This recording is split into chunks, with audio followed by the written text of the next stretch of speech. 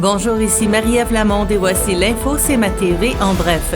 Le coroner Donald Nicole a rendu public un rapport de 4 pages présentant les conclusions de son enquête suite au décès en avril 2023 de Mme Josiane Tanguay-Pelletier. La voiture de la dame qui circulait sur l'autoroute 20 avait plongé dans la rivière du Sud à la hauteur de Montmagny et avait sombré en moins de 15 minutes en raison du fort courant de la crue printanière. Les pompiers sont arrivés sur les lieux 17 minutes après la chute de la voiture dans le cours d'eau.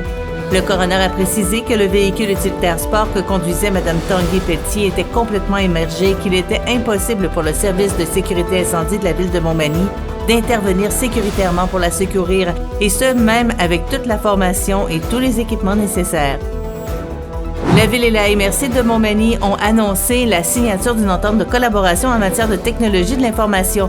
Pour le préfet de la MRC de Montmagny, Frédéric Jean, face aux défis de sécurité informatique, la MRC était partante pour travailler en partenariat avec la Ville de Montmagny et son équipe TI dans le but d'améliorer ses pratiques.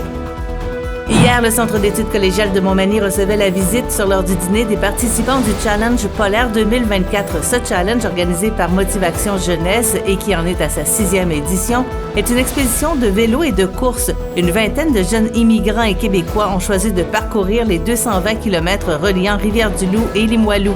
Depuis le 23 mars et jusqu'à ce jeudi, ils souhaitent promouvoir le vivre ensemble, la persévérance et la résilience. La coordonnatrice du projet Challenge Polaire, Mme Virginie Leblanc, était heureuse de l'accueil reçu à Montmagny. Notre objectif, en fait, là, c'est vraiment d'offrir une opportunité à nos beaux humains issus de 10 nationalités différentes de briller, de prendre leur place. Ces jeunes-là arrivent avec plein de qualités, plein de potentiel, puis on veut juste être le petit levier pour les aider à faire leur place au soleil. Et au sport, Ligue de hockey Côte-Sud, la grande finale de la Ligue mettra aux prises le Giovannina de Sainte-Marie au pavage Jéricho de Saint-Jean-Port-Joli. Il s'agira d'une 2e finale consécutive pour le Giovannina qui, l'an dernier, s'était incliné devant les Mercenaires de Lobinière. Pour sa part, le pavage Jéricho en sera à une première présence en finale depuis ses 3 championnats, les 3 premiers de l'histoire du circuit.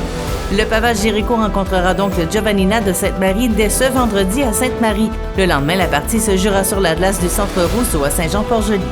Pour plus d'informations, visitez le cmatv.ca ou suivez-nous sur le fil Twitter X de CMA TV.